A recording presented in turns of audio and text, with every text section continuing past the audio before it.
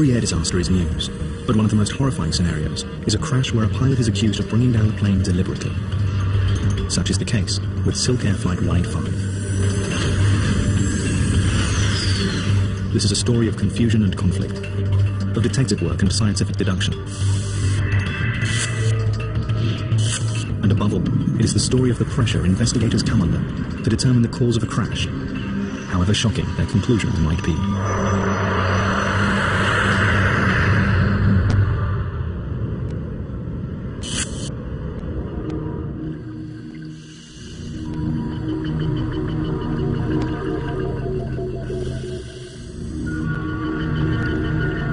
In the early days of 1998, a voice recorder is recovered from the mud of the Musi River in Indonesia. Crash investigators hope it contains a record of one of the most controversial disasters in aviation history.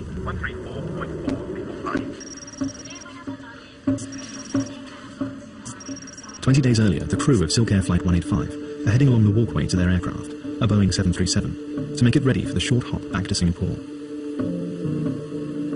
They've already completed an uneventful first leg from Singapore to Jakarta. It's a perfect day to fly. The Soekarno-Hatta International Airport in the Indonesian capital Jakarta has blue skies with scattered clouds.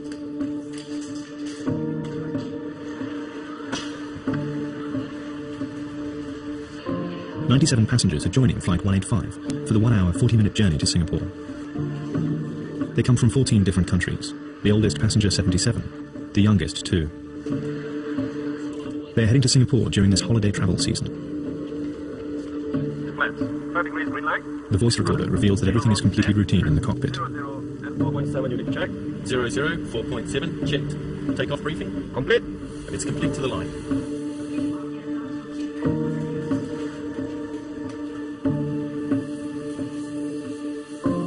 Both pilots have extensive flying experience.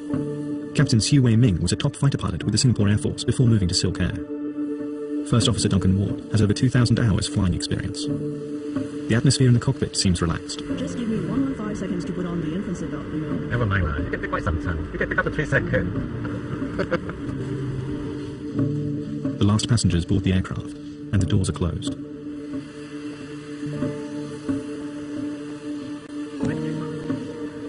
Captain Sioux and Duncan Ward carry on with normal cockpit conversation as the aircraft makes its way to the main runway. Line up and wait, SilkAir 185. They are also talking to the control tower to obtain clearance for takeoff. Airborne right turn, Papa Lima Bravo. Cleared for takeoff, SilkAir 185. That clearance comes at 3:37, and shortly after that, Flight 185 is airborne. Jakarta Air Traffic Control assigns the 737 a cruise altitude of 35,000 feet. And as the aircraft passes through 19,000 feet, Captain Sioux starts the familiar welcome routine. Good afternoon, ladies and gentlemen. This is your captain. My name is Sioux Ming. On the flight deck this afternoon with me is First Officer Duncan Ward. The seatbelt sign is now off. Feel free to move around the cabin. However, while seated, for your own safety, have your seatbelt fastened.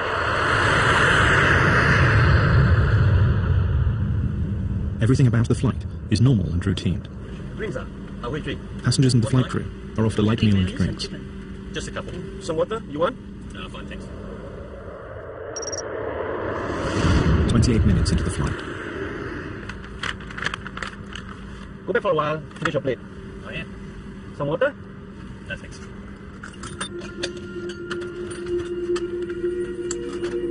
This is the last conversation recorded on the cockpit voice recorder of Flight 185. But an exchange between the control tower and Duncan Ward is recorded in Jakarta some 5 minutes after that final conversation between Captain and First Officer.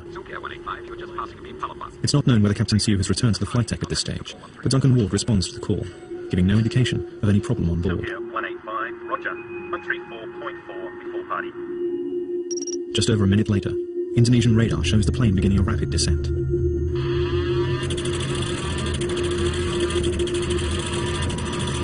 It drops 15,500 feet in just 30 seconds before disappearing from the radar screen.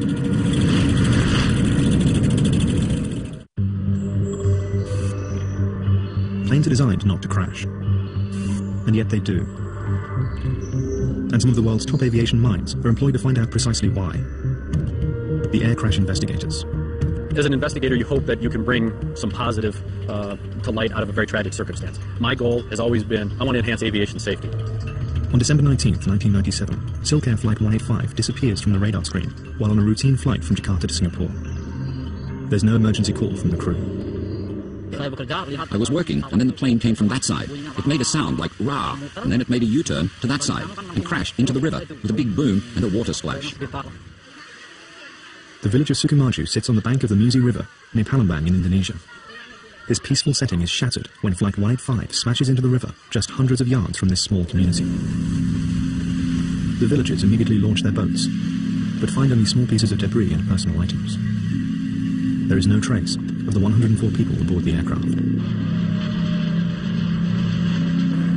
Very soon, investigators and relatives of passengers arrive at the remote crash site. It's clear to all that no one could have survived the devastating crash. It's time for the air crash investigators to begin their painstaking work. In the beginning, I saw nothing. It was completely underwater, and you have to know that after that we found out that the aircraft was completely destroyed. Completely destroyed. Professor Duran heads up the Indonesian Investigating Authority, now known as the National Transportation Safety Committee. He's joined by a team of experts from America's National Transportation Safety Board.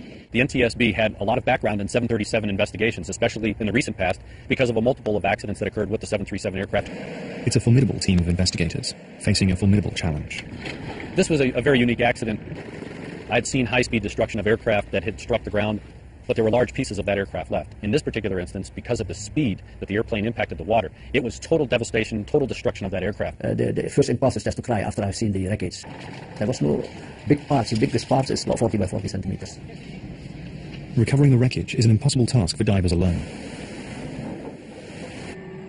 Huge dredgers are brought in to scoop up tons of mud from the riverbed, where thousands of aircraft fragments are embedded.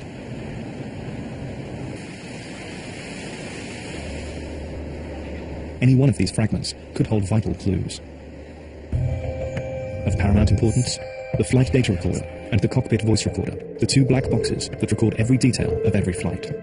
If the box has stayed intact, it has what's called a pinger on it, but it's only good for 30 days. So it's a race against the clock to find those two boxes. Days of searching and dredging the muddy river bottom turn up nothing but shattered aircraft fragments. But on the fifth day after the crash, as divers grope their way through the mud-filled water, the first breakthrough. The flight data recorder box is found. And as if by a miracle, a dredger brings up the cockpit voice recorder 15 days later. The black boxes are dispatched with Professor Duran's blessing to the US for analysis. Meanwhile, the job of identifying and assembling the fragments continues. 73% of the plane's wreckage is recovered, and is yielding vital information to investigators. Some will suggest that this was the path of SilkAir 185 as it left normal flight. In the space of just 4 seconds, it flips onto its back. Inverted, it cannot maintain altitude, and begins its plunge, corkscrewing towards the ground. As the plane approaches the speed of sound, fragments of the tail and wings are torn off. The whole incident is over in about a minute. The investigators are also interested in the 737's tail and rudder system. In particular, the component at the heart of the rudder assembly. The rudder is moved by the Power Control Unit, or PCU, but problems have been previously reported with this unit. As soon as it's recovered from the river, it's sent to the US for inspection. But other wreckage fragments are yielding some shocking information. Both engines were set to full speed at the time of the impact, and flight controls were set in such a way as to point the nose of the aircraft down. It looks as though the pilots have been powering directly down towards the ground and not trying to pull the plane from its deadly dive. Meanwhile, news begins filtering back from the States. Firstly, the rudder power control unit and servo valve are returned with a clean bill of health. More intriguing are the findings about the plane's flight recorders. They are not revealing the data they should. The experts have found that the cockpit voice recorder stopped recording about 8 minutes before the crash, and the flight data recorder stopped 6 minutes later. The cockpit voice recorder had a unique signature. That is, it stopped recording, but not necessarily from the normal power outage that you'd expect. It was that the circuit breaker, the power had actually been removed from the box itself. I remember sitting at the NTSB headquarters when it became apparent that the power to the recorder failed. And I was a new boy there, and I asked the question, I said, does this happen very often? One of them said to me, no, he said, this has never happened. This is bizarre. Now we have to consider pilot suicide. The investigators are reluctantly drawn towards the unthinkable. Pilot error is always one of the primary areas of crash investigation, but what is unfolding here is the chilling possibility that Captain Sioux deliberately crashed Flight 185.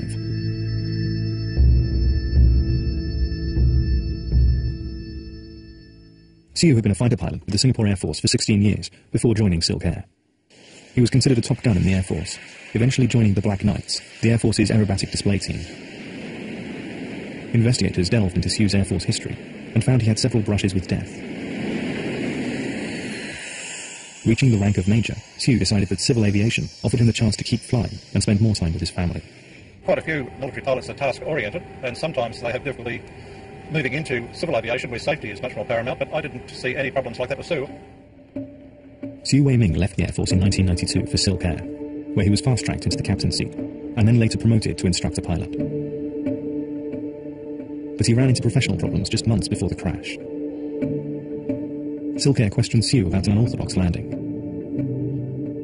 Shortly after this incident, he turned off a cockpit voice recorder, but switched it on again before takeoff with the first officer's insistence.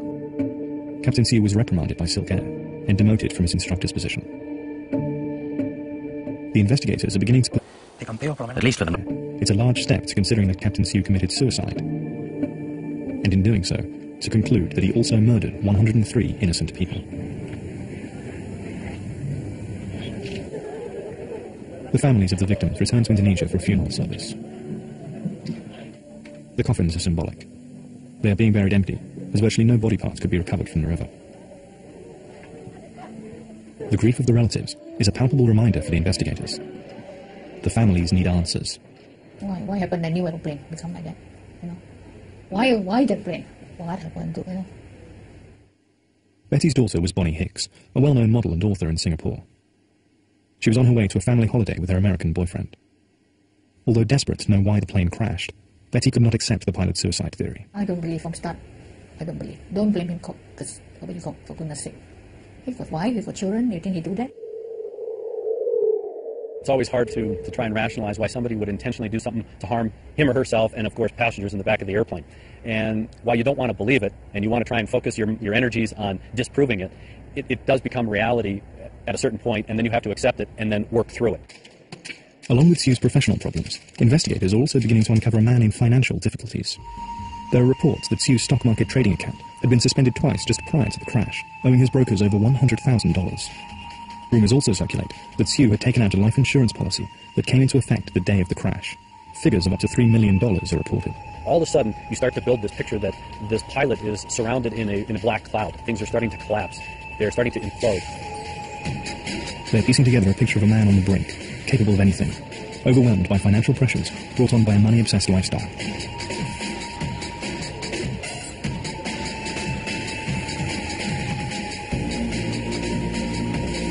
As the circumstantial evidence mounts, the suicide theory starts to spread through the media, putting more pressure on the Indonesian lead investigator. The allegations were very loud, you know, from the press and the people, and especially from the next of kin. If the theory that Captain Sioux brought down the plane deliberately is correct, it's likely he'd asked the first officer to leave the flight deck, or otherwise disabled him. Peter McMillan says this would have been necessary, as Sioux would need all of his force to put the 737 into its deadly dive. Okay, we're cruising at 35,000 feet. To achieve this trajectory, we disconnect the auto throttle, which will bring up a warning here. Then we disconnect the autopilot, which will bring up another warning up here. Roll the aeroplane to the right, all the way over, into it, nose down, that's 20 degrees nose down. The air thrust is now almost inverted, and full forward stick is steering, and the stabiliser trim is wound full forward. And you can see the pressure that I've got to hold on here. If I let it go and try to recover, the instantaneous vertical speed is almost off the clutch. You can see the altitude unwinding. Now let's try to freeze just like that, whiplash. But there is no direct evidence for this sequence of events. 3 years after the crash, Indonesia's National Transportation Safety Committee, the NTSC, finally issues its report. It contains nothing concrete for the families. No cause can be found for the crash. I came in front of them, I asked them to come, and I say, forgive me, I cannot find the real truth. I couldn't find it. I did my best. This inconclusive report is a shock to the American team. At their final meeting with their Indonesian colleagues, there seemed to be agreement on a single conclusion to the report: pilot suicide. When I read that report, I felt deflated. because we had put so much energy into developing all of this information painstakingly. We look at little parts, pieces of wire that are only this big, thousands and thousands of these little pieces, looking at all of this stuff over a long period of time, months and months and months, only to have this report come back and say, we don't know what caused this accident. As an accident investigator, I can't accept that. As an engineer, I would like to have a one-to-one connection, cause and effect. I didn't see the cause and the effect. I see only an effect. The aircraft went down. I don't know what the cause is. And I cannot prove that the cause of the accident going down, the aircraft going down, wasn't suicide. It would be also a mechanical failure. We did have a reason for it. We did identify that reason, and it was an intentional act, not a physical problem with the airplane, and it wasn't an unknown. We did have a known. In an unprecedented one-page spat, the NTSB and the NTSC comments and counter-comments are published and incorporated into the final report. Instead of clarifying the crash, this report simply brings further confusion to the families of the victims. And for them, they can't understand. You've done all this, you've spent all this money, you got all this expertise, and you can't figure out what happened?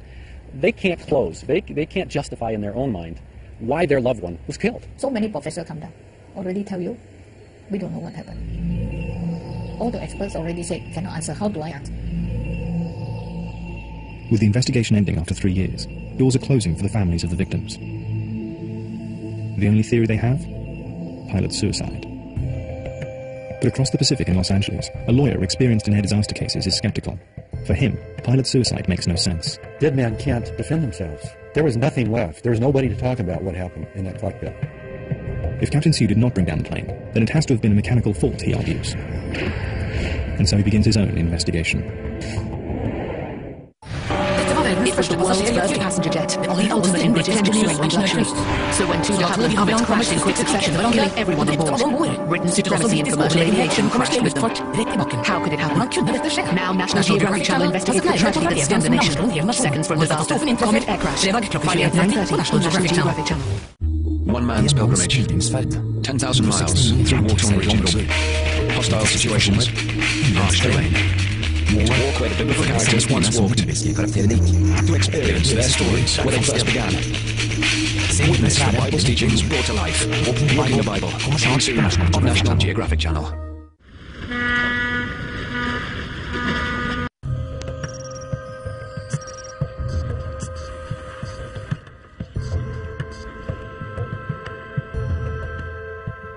LA lawyer Walter Lack is skeptical that the pilot of doomed SilkAir Flight 185 intentionally crashed the plane, killing all 104 people aboard.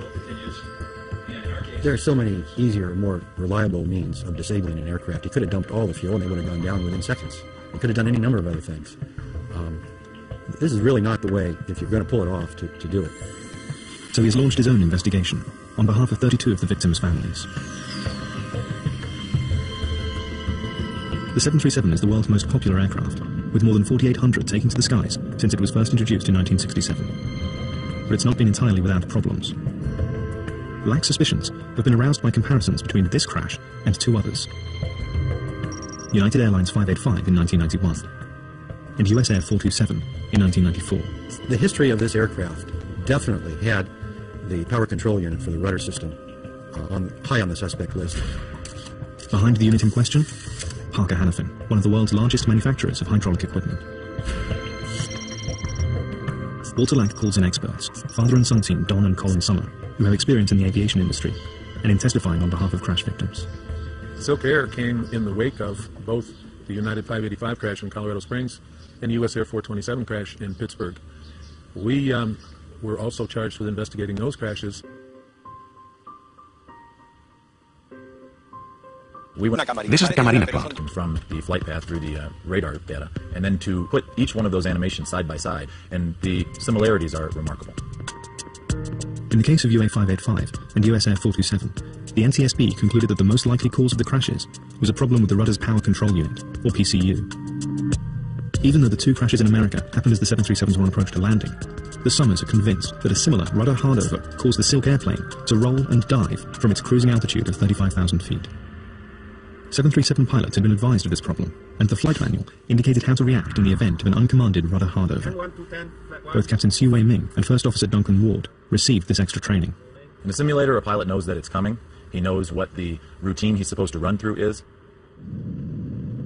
When the pilot is in cruise flight, as in SilkAir 185, he is not expecting this type of action. He's not expecting the aircraft to roll over, and now he's in a position where he's hanging by his seatbelt. He's trying to figure out what happened, and the fact is that in the 737 there is no warning. There is no indication as to where the rudder panel is, and there is no light, no sound, no hint to the pilot that something has gone wrong with the rudder. Because of the history of rudder problems in the 737, the maker of the PCU, Parker Hannafin, was put on standby right after the crash to help identify recovered wreckage. Lack and his team claimed that Parker found the PCU, but their tests didn't uncover the whole story. They sent a GO team immediately to go locate this thing, and they found it 20 foot below water, buried in the mud. It took them 3 weeks to recover it. And they gave it kind of a cursory look and said, we don't find anything wrong with this valve. It seems to be functioning perfectly normal. And then they sent it back to the NTSC. They did everything except the proper test to determine whether there were defects in it. The unit was sent back to Indonesia. Now, 5 years later, if Walter Lack is to have his case, he will need to locate this one small component. But there's a hitch. The investigator sent to look for the part finds that all that remains of SilkAir 185 is a mountain of paperwork. The wreckage itself has been destroyed just weeks before.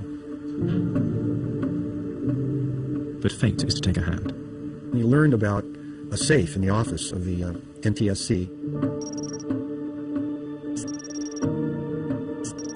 After much persuasion, the investigator is granted access.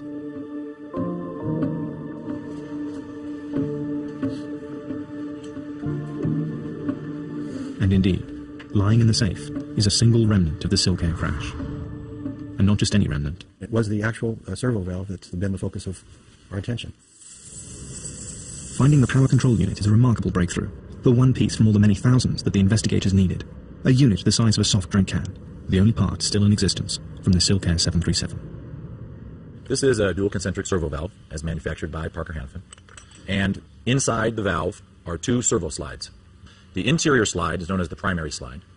And that primary slide has tiny little lands on it. And in those lands, hydraulic fluid is ported. The secondary slide, which rests inside the housing, also has lands on it. This valve is part of the 737's hydraulic system. When a pilot steps on a pedal, a hydraulic impulse passes down the length of the plane to the valve, which activates the rudder mechanism, turning it to one side or the other. The movement of each of these slides in either direction is only about the thickness of a small coin. So in order to move the entire rudder surface of a Boeing 737, this little valve only moves 45 thousandths of an inch in either direction. This precision device has built-in redundancy. Each slide is supposed to take over if the other should fail. The problem that was discovered is that if the secondary slide becomes jammed, the rudder will go to a hard over position and the pilots cannot return it to neutral. Lack's prosecution makes the case that the valve on the SilkAir 737 has a history. They find paperwork showing the valve failed the test after it was manufactured.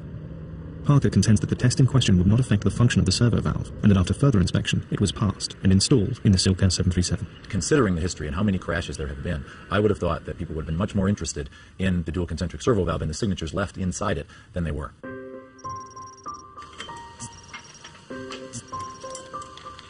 Now that the PCU has been retrieved, it's sent to a specialist lab in Florida for more testing. The unit is examined using a scanning electron microscope, a device that enables higher magnification, larger depth of focus, and greater resolution than a conventional light microscope. We spare no expense and we spare no time to absolutely prove a point is either true or not true. Many times we wind up in the court system, and when you're in the court system, you better have your ducks in a row, because there's going to be some people asking you some pretty hard questions. This component is virtually hand-finished, in order to make it as smooth as possible when the part was shipped to Boeing. But the prosecution claims these metal burrs or shavings were left over from the manufacturing process. These microscopic flecks seem insignificant. But according to Walter Lack's expert Colin Summer, the fate of an entire 56-ton aircraft may depend on these tiny shavings of metal. But this marked the start of the captive breeding project. Tight tolerances and such a snug fit between all these components is that they are very, very intolerant of any kind of impurity that is running through the system. Any kind of a metal chip, any kind of a burr, any kind of an imperfection during manufacture causes a huge effect on tolerances of these sizes.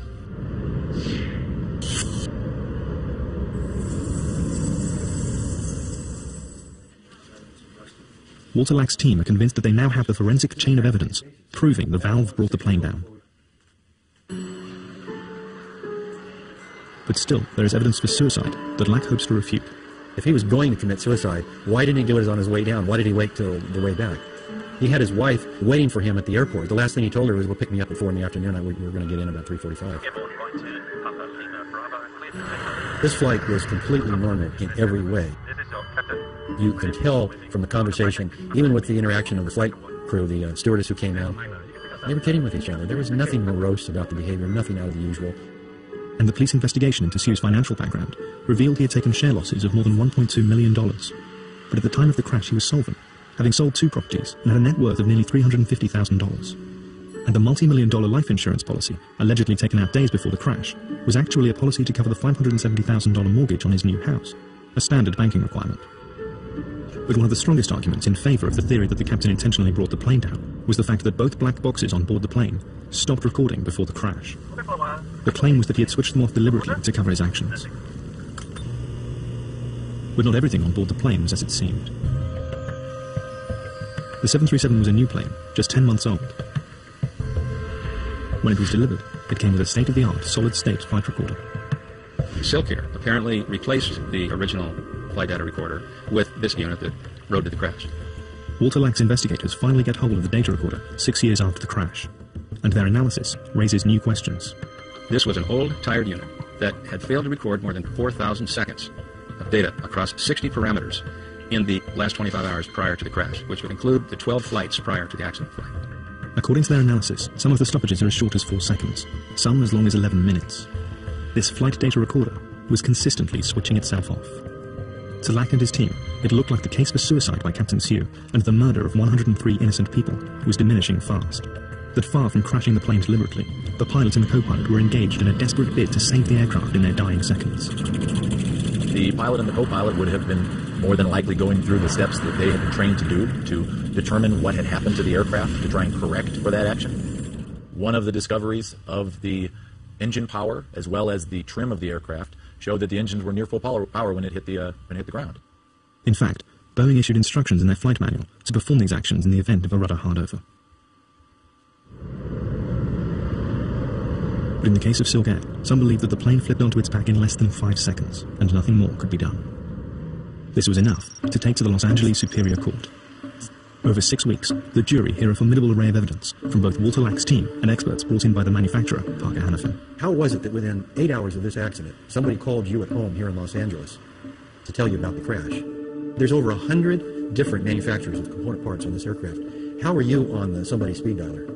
The 737 has a pretty significant history of uncommanded rudder movements. Why did power fail to the flight data recorder and the cockpit voice recorder? The power had actually been removed from the box itself. If one of those pilots on the flight deck was intentionally disabling those 2 black boxes, why didn't he disable them both at the same time? So what you're telling me, sir, and what you want this jury to believe, is you've made 5,100 of these servo valves, and not one of them ever contained a manufacturing defect. We were able to determine that there was interference between the secondary slide and the housing of the valve. And within 3 to 4 seconds, it reaches 90 degrees, completely on its side. All bets are off. A descent like that, with those parameters, requires deliberate pilot input. It is much easier to try and blame the pilot.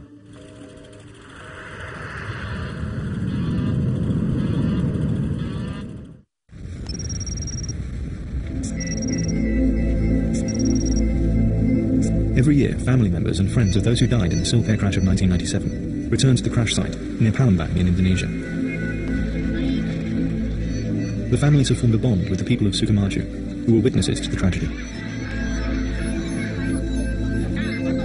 It's another station in their annual pilgrimage. And they always bring gifts. I know the village of people are very poor, so I just try to bring something for them. The poor kids, they're nothing. You know, why can't bring something for them, make them happy? And the moment I feel good, they're happy. The body like me to do that as well. It's a part of coming to terms with what has happened. Letting some good come from the tragedy. After 4 days, the jury in the case brought in LA on behalf of 3 families returns to the courtroom. We, the jury, in the above entitled action, find the following special verdict on the following questions submitted to us. Did the servo valve contain a manufacturing defect when it left Parker Hannifin's possession? Answer, yes. There were 187 questions that had to be answered, and every one was yes in favor of the plaintiffs and against Parker Hannifin. That type of total victory is unheard of, even in these other cases where large amounts are awarded. The jury awards the 3 families nearly $44 million in damages. Was it a large amount of money? Unquestionably, yes, it was. Was it fair compensation for the evidence we put on? It was 100% justice. It's the kind of case they built the courthouse for. After threatening to appeal, Parker Hannifin makes a call. Although the company denies any liability for the crash, it agrees to settle with all 91 families involved. This will cost them an undisclosed amount. Nevertheless, some experts remain convinced that Captain Sioux deliberately crashed the plane in a spectacular suicide. the evidence, the facts, conditions, and circumstances support that that airplane was physically capable of being flown by the pilot. I firmly believe that it was an intentional act and not a physical problem with the airplane. The fact is that we will never know exactly what happened in the cockpit in the last minutes of SilkAir Flight 185. But after a series of incidents with uncommanded rudder hardovers on 737s, the Federal Aviation Administration have ordered that all 737s, thousands of them, have to replace the original rudder control components with newly designed systems with extra built-in redundancy by 2008.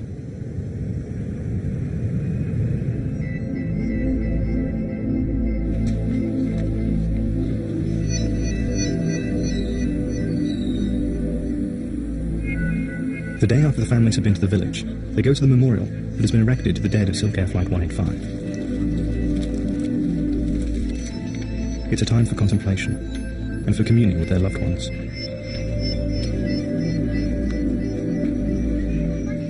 When I see the Bonnie, ask her to give me help. Ask Randy take care of Bonnie, Bonnie take care of Randy. They are in another world. I still live there. For Betty, the settlement payments are of little interest. I never feel better. I'm so lonely, right? Nothing to hope, nothing to look forward. My life anymore. Even you give me 10 million, 20 million, so what? I'm alone. What consolation there is lies beyond the answers and the justice. It's making some small good come